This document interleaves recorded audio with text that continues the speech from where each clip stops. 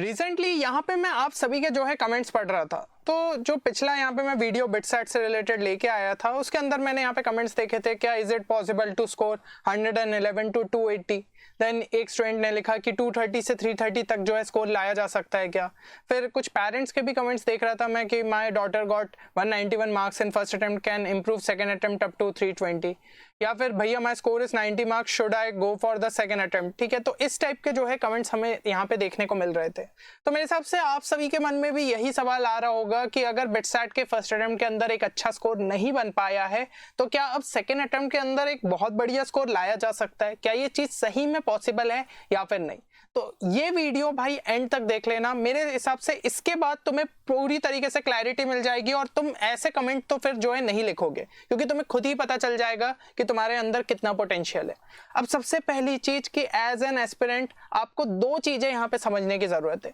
क्या दो चीजें हैं? सबसे पहले से नो टू सेल्फ डाउट। ये भाई चीज जब तक तुम नहीं करोगे तब तक वो ओवर थिंकिंग के फेस में ही अटके रह जाओगे कि मेरा फर्स्ट अटेम्प्ट के अंदर अच्छा स्कोर क्यों नहीं बन पाया, क्या रीजन थे, और उस चक्कर में जो है सेकेंड अटेम्प्ट भी तुम्हारा यहाँ पे बिगड़ जाएगा। तो भाई ये नहीं होने देना है तुम्हें।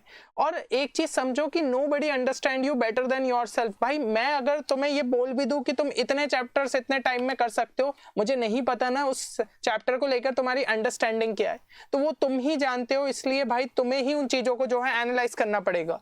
दूसरी चीज, तुम्हें किसी से भी कंफर्मेशन की यहाँ पे जरूरत नहीं है, इवन मेरे से भी कोई वैलिडेशन की जरूरत नहीं है। अगर तुम यहाँ पे सही में हार्डवर्क दिखाते हो, थोड़ा सा स्मार्ट वर्क प्रॉपर तरीके से, ताकि चीजें तुम्हारी एफिशिएंट तरीके से वर्क करे, तो डेफिनेटली एक अच्छा रिजल्ट तुम्हारा यहाँ पे निकल सकता है। ठीक है, ये चीज समझो। दूसरी चीज कि अगर भाई चलो मान लिया कि किसी ने तुमसे ये कह भी दिया कि भाई ये चीज तो नहीं अचीवेबल, छोड़ दो, ठीक है, तुम अब जो है मत करो सेकंड अटेम्प्ट की उतनी तैयारी, क्योंकि उतना जम तो तुम नहीं दिखा सकते। सही बताना, क्या तुम प्रिपरेशन छोड़ दोगे? नहीं ना, क्योंकि भाई बचपन से सिखाया जाता है, हम एक बार साइकिल चलाते हुए गिरते, कोई बात नहीं बेटा, और फिर से उठ के खड़े हो, इस बार तो साइकिल चला ही लोगे।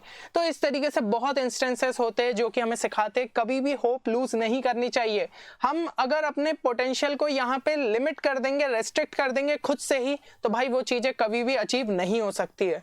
हर साल जो है कई सारे जंप मारते हैं बिटसेट के अंदर, तो वो चीज तुम भी अचीव कर सकते हो। पर अनरियलिस्टिक टारगेट अगर तुम खुद से पालोगे तो वो तुम खुद पे बर्डन डाल रहे हो। तो थोड़ा थोड़ा रियलिस्टिक टारगेट लेते हुए चलो, चीजें तुम्हें ज्यादा अच्छे से जो है अचीवेबल लगेगी।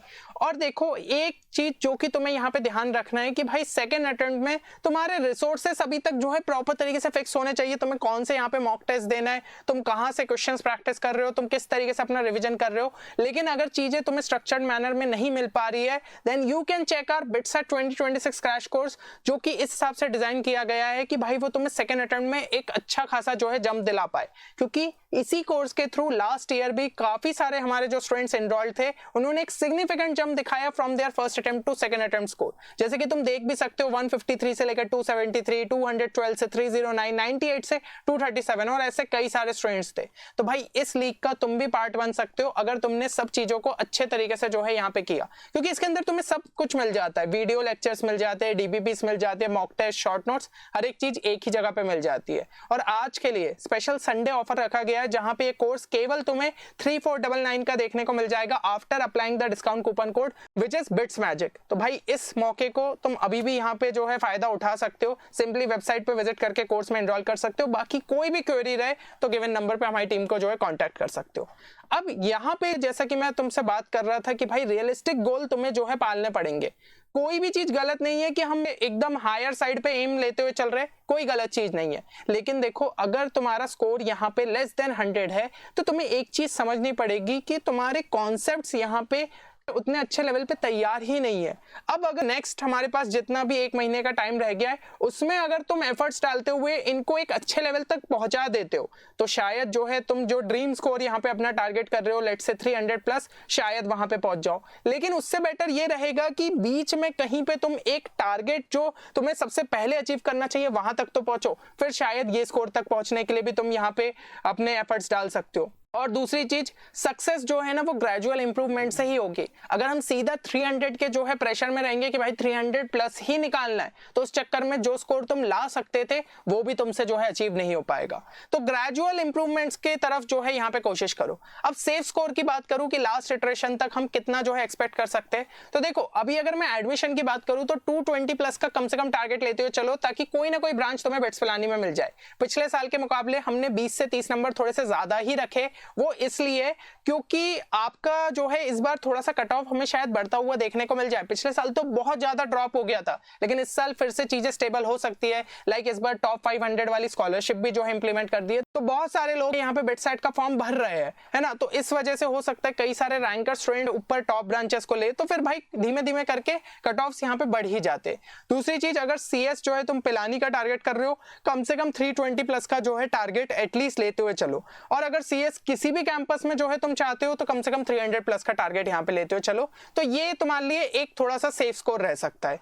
अब जैसा कि मैं बात कर रहा हूँ कि अगर तुम्हारा फर्स्ट अटेम्प्ट में स्कोर जो है अभी इस लेवल पे है जहां पे तुम्हें कोई भी ब्रांच नहीं मिल रही, तो सबसे पहले तुम्हें ग्रेजुअली इंप्रूव करना पड़ेगा स्कोर को। यहाँ पे फर्स्ट अटेम्प्ट की सबसे पहले अपनी गलतियों को अगर तुमने सिर्फ सुधार लिया ना, तो 220 से लेकर 230 के स्कोर तक पहुंच सकते हो। क्योंकि देखो एक सबसे बड़ी चीज समझो, तुम्हें यहाँ पे एग्जाम का एक्सपोजर मिल गया है, एक्सपोजर मिल गया है भाई, उससे ही तुम्हारे अभी ये मान सकते हो तुम 20 से 30 नंबर बढ़ जाएंगे। क्यों बढ़ जाएंगे? क्योंकि तुम्हें पता है कि अब किस टाइप के क्वेश्चन एक्सपेक्ट कर सकते हो। वो जो सरप्राइज फैक्टर रहता है ना, वो अब तुम्हारा जा चुका है। जो मन में एक डर रहता है ना, फियर, वो भी तुम्हारा यहाँ पे जा चुका है। तो 20-30 नंबर यहाँ पे तुम्हारे जो है बढ़ जाएंगे। दूसरी चीज, अब तुमने जो है अपनी गलतियों को यहाँ पे एनालाइज कर लिया, ठीक है, अपनी गलतियों को जो है यहाँ पे एनालाइज कर लिया, तो 20 से 30 नंबर वहां पे बढ़ा सकते हो। और बाकी जो तुम अपने एफर्ट्स डालोगे तो 20 से 30 नंबर तुम्हारे वहां पे बढ़ जाएंगे। तो ऐसे करते हुए ये स्कोर तक तो तुम पहुंच ही सकते हो। समझ रहे हो इस चीज को?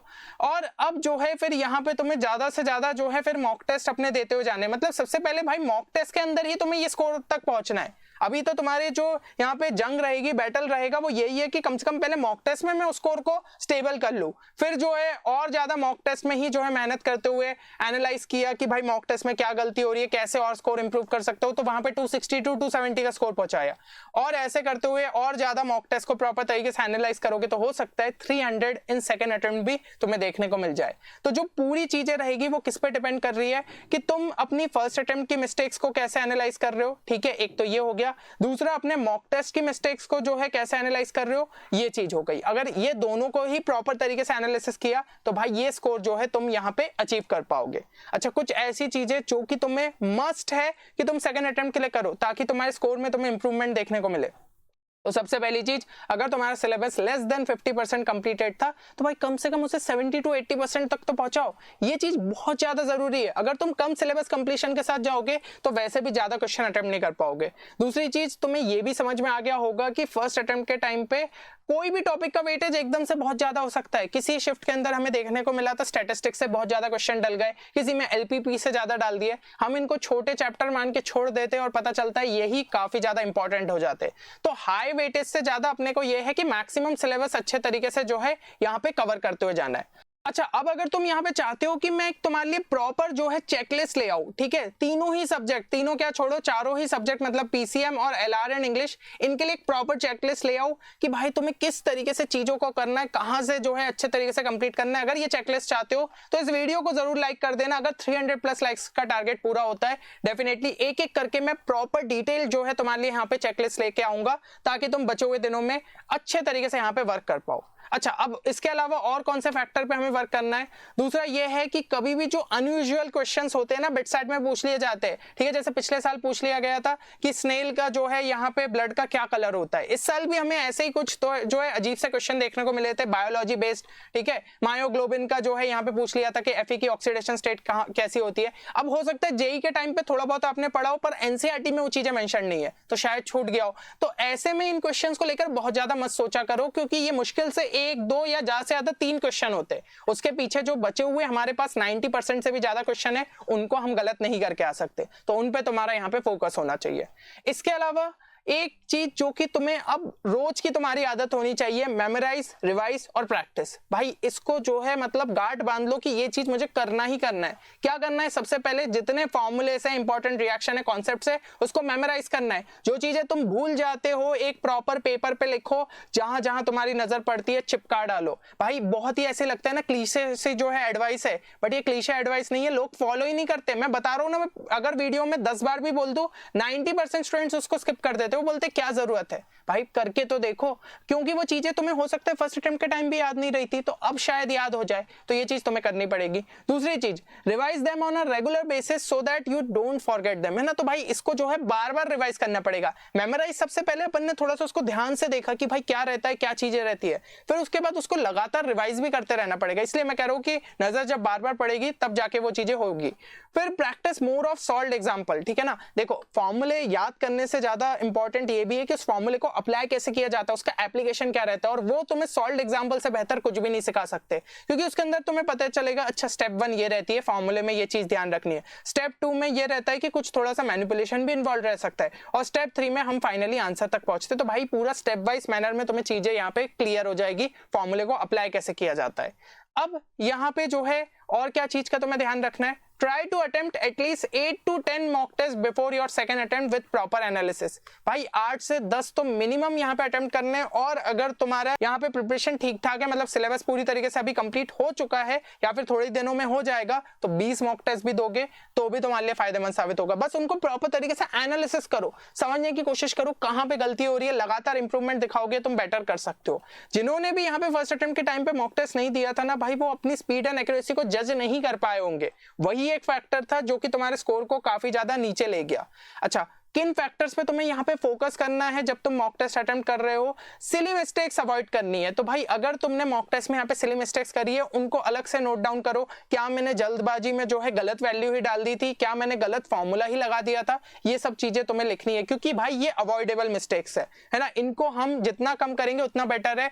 अगर तुम्हारा फर्स्ट अटेम्प्ट में स्कोर कम था तो उसका एक बहुत बड़ा रीजन एक्यूरेसी थी, ठीक है। एक्यूरेसी शायद तुम्हारी अच्छी नहीं रही हो, और उसका भी जो सबसे बड़ा रीजन हो जाता है एक्यूरेसी क्यों गिरती है, सिली मिस्टेक्स, तो उसको कम से कम अवॉइड करना है। सेकंड चीज, नॉट रिमेंबरिंग फॉर्मूलास और कॉन्सेप्ट्स। अगर तुम्हें ऐसा लगा कि जब तुमने एनालिसिस के बाद देखा कि यार ये फॉर्मूला तो मुझे पता ही नहीं था या कॉन्सेप्ट पता ही नहीं था, तो भाई थोड़ा सा टाइम इन्वेस्ट करके पहले उसको अच्छे से रिवाइज कर लो। ऐसे करके जो तुम्हारे मिसिंग कॉन्सेप्ट्स रहेंगे या वीक कॉन्सेप्ट्स रहेंगे उनको तुम जो है यहाँ पे स्ट्रॉन्ग कर सकते हो। और तीसरी चीज, अगर वैसे ही कुछ नया कॉन्सेप्ट तुम्हें देखने को मिल रहा है तो उसको भी अच्छे तरीके से पढ़ लो। तो ये सारे ऐसे फैक्टर्स तुम्हें वर्क करने पड़ेंगे। एक अलग से सेपरेट कॉपी जो है मेंटेन कर लो, जिसमें यही मॉक टेस्ट की जो गलतियां हो रही है तुमसे उनको प्रॉपर तरीके से लिखो, ताकि लास्ट में उसको रिवाइज कर पाओ।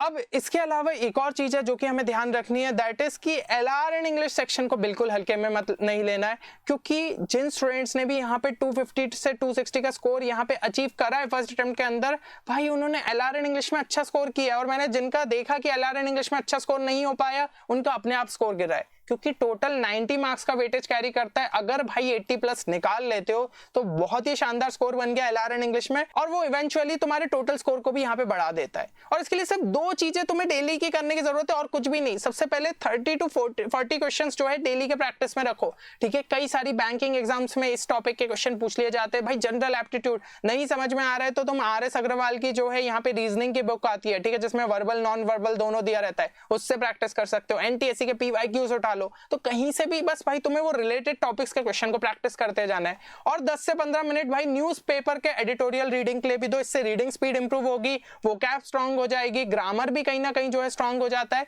और बाकी रेनन मार्टिन से जो है तुम ग्रामर के यहाँ पे रूल्स पढ़ सकते हो। तो ये कुछ चीजें अगर तुम डेडिकेट कर देते हो तुम्हारे एलआर और इंग्लिश सेक्शन के लिए, तो भाई ये काफी रहेगा, ठीक है। लेकिन अगर तुम्हारे पास ऐसा टाइम नहीं है, मैं क्वेश्चंस कहाँ से ढूंढूं, कहाँ से प्रैक्टिस करो, then you can check our BITSAT 2026 LR and English course, क्योंकि वो स्पेसिफिकली उसी के लिए डिजाइन किया गया है। और रेलेवेंट मॉक टेस्ट भी नहीं समझ में आ रहे तो तुम हमारे सेट ऑफ 20 मॉक टेस्ट को चेक कर सकते हो। Even short notes, question bank, DPPs, ये भी सेपरेट पैकेजेस में अवेलेबल है। तो एक बार वेबसाइट पे विजिट करो, देखो तुम्हारे लिए कौन सा कोर्स ज्यादा फायदेमंद साबित हो सकता है, उस हिसाब से तुम इनको जो है इनरोल कर सकते हो। और इनके लिए स्पेशल डिस्काउंट कूपन कोड है जो कि तुम्हें डिस्क्रिप्शन में देखने को मिल जाएगी, तो वो भी तुम चेक कर सकते हो।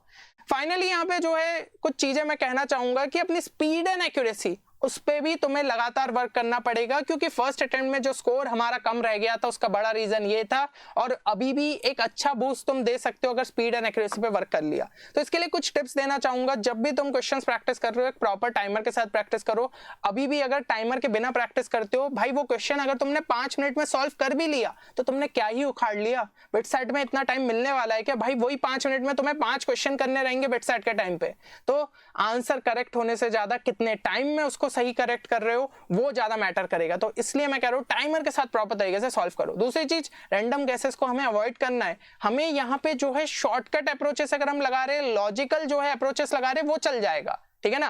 पर इलॉजिकल गेस वर्क अगर कर रहे हैं तो वो कोई काम का नहीं है। तो भाई शॉर्टकट अप्रोचेस के लिए भी मैंने यहाँ पे प्लेलिस्ट ऑलरेडी जो है तुम्हारे लिए क्रिएट करके रखी है, तो शॉर्ट ट्रिक वाली भाई चेक करो, वीडियोस आते तो उनको देखा करो। देखो तुम जो है स्ट्रेटजी वीडियोस यहाँ पे देखते हो, अच्छी बात है, और पर कुछ स्टूडेंट्स उसको इंप्लीमेंट नहीं करते। और जब मैं तुम्हारे लिए यहाँ पे अच्छे वीडियो शॉर्ट ट्रिक्स और वो लेके आ रहा हूँ तो उसे कोई स्टूडेंट्स यहाँ पे देखते नहीं है। तो मुझे नहीं समझ में आता कि भाई तुम किस तरीके से प्रिपरेशन कर रहे हो बिटसेट की। पर अगर जो सही में सीरियस हो गए वो उन चीजों से सीखेंगे और तब जाके जो है यहाँ पे बिटसेट में अच्छा स्कोर ला पाएंगे। तीसरी चीज की be careful while putting values in the formula. देखो भाई, अगर तुम 5-10 सेकंड एक्स्ट्रा ले लोगे लेकिन अगर सही चीजें जो है उसके अंदर इंसर्ट करोगे जो क्वेश्चन में दिया है और वो चीज ही डाल रहे हो, तो तुम एक बार में आंसर निकाल लोगे। पता चला अगर तुम्हारा गलत अप्रोच हो गया, ऑप्शन से आंसर मैच ही नहीं किया, तुम्हें पूरा सॉल्यूशन फिर से जो है सॉल्व करना पड़ेगा और इस चक्कर में तुम्हारा टाइम ही वेस्ट होगा। तो ये 5 से 10 सेकंड भाई चल जाएंगे, इनको इन्वेस्ट करना हमारे लिए ज्यादा बेनिफिशियल साबित होगा। अगली चीज, always think of a shortest approach for a problem, है ना। तो कई बार होता है कि क्वेश्चन के एक से ज्यादा अप्रोचेस भी पॉसिबल रहते, तो जो सबसे शॉर्टेस्ट है वो तुम्हें यहाँ पे ढूंढना रहेगा। अब मैं ये चीज समझता हूँ कि एग्जाम के टाइम पे थोड़ी हमें स्ट्राइक करेगा कौन सा जो है स्मॉलेस्ट रहेगा। तो भाई अभी के टाइम पे प्रैक्टिस करो ना, मॉक टेस्ट में ढूंढने की कोशिश करो कहां पे टाइम सेव हो सकता था। लिखते जाओ कि भाई तुमने ऐसी जो है यहाँ पे टेक्निक इजाद करी है। मैं तो तुम्हें यहाँ पे क्वेश्चंस में बताता हूँ, उनसे और जो है सीखते हुए तुम और क्वेश्चंस में यहाँ पे बना सकते हो। तो वो चीजें तुम्हें फाइनल एग्जाम में जो कि अपने सेकंड अटेम्प्ट रहेगा उसमें हेल्प करेगा। And try to do most of the calculation in your mind. एक चीज तुम समझ ही गए हो कि भाई रफ शीट बहुत ज्यादा लिमिटेड रहती है, तो जितना हो सके उतने कैलकुलेशन दिमाग में करो। ये चीज तुम्हारे लिए और ज्यादा बेटर साबित हो जाती है। अब बस लास्ट में यही कहना चाहूंगा कि अगर तुम खुद में यहाँ पे यकीन कर रहे हो, तुम्हें भाई किसी और से वैलिडेशन लेने की जरूरत नहीं है। बस एक चीज जो है पॉजिटिव डिटर्मिनेशन के साथ लिख दो कमेंट सेक्शन के अंदर, I will 100% crack second attempt, और कोई भी तुम्हें नहीं रोक सकता। बस पूरी तरीके से एफर्ट्स मारने के लिए तैयार रहो। चलो मिलते हैं नेक्स्ट वीडियो में, तब तक ले take care and good bye.